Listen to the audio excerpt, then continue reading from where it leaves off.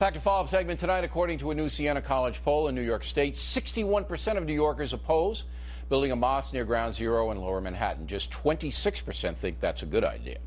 And now we're hearing that some Muslims disagree with the proposed mosque. Joining us from Toronto, Raheel Raza, the author of the book Their Jihad, Not My Jihad, and a board member of the Muslim Canadian Congress. So, Ms. Raza, why do you oppose building that mosque downtown?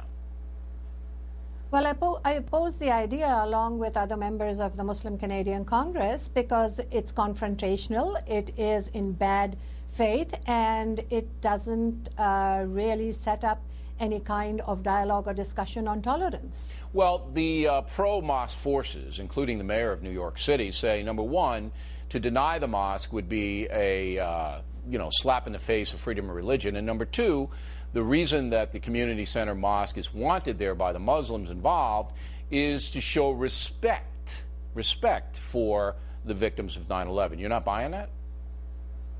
Well, no, as a Muslim, I'm not buying that at all. How does building a mosque in the very place where Muslims murdered so many other Americans would create any kind of respect? What I'm hearing from people, especially those who are victims and who are family of the victims, is that this is very hurtful and it's very painful. And as a Muslim, I read in my holy book, the Quran, that we should be very sensitive towards people of other faiths, especially when we are living in lands that are not Muslim lands, and these are our neighbors and our colleagues and the people we care about. We don't show our caring for them by being intolerant.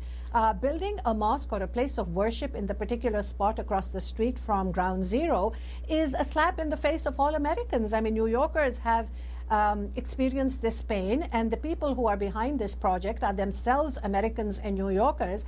I can't begin to imagine how they would even conceive an idea that building a mosque there, which is an exclusive place of prayer for Muslims, would in any way build tolerance and respect. Mayor Bloomberg and other bleeding heart white liberals like him don't understand the battle that we moderate Muslims are faced with in terms of confronting radical Islam and Islamization and political Islam in North America, which has only grown since 9/11 because of political correctness and people, because of their politically vested agendas, not speaking out against issues like this. What a great answer, Ms. Raza.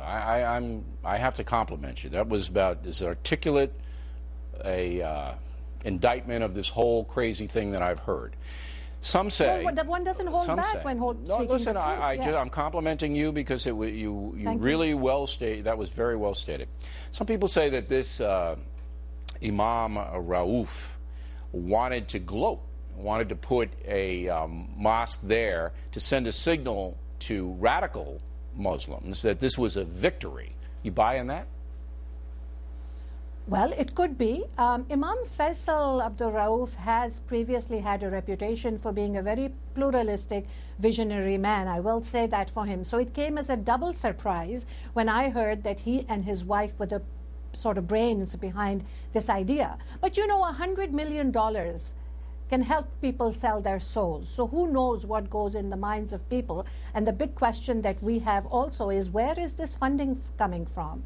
Was this a fundraising that took place in America? No, they don't have the money right now, so we're actually watching that. This. Yeah. It's not going to get done. I've said this from the beginning of the story.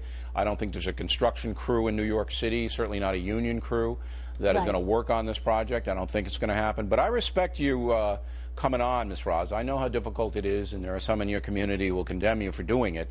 But you really nailed it. This is about sensitivity. It's about Muslims obeying the Quran and going out of their way to be hospitable to people who, may feel pain in a certain measure. Thanks, Ms. Raza. We appreciate it very much.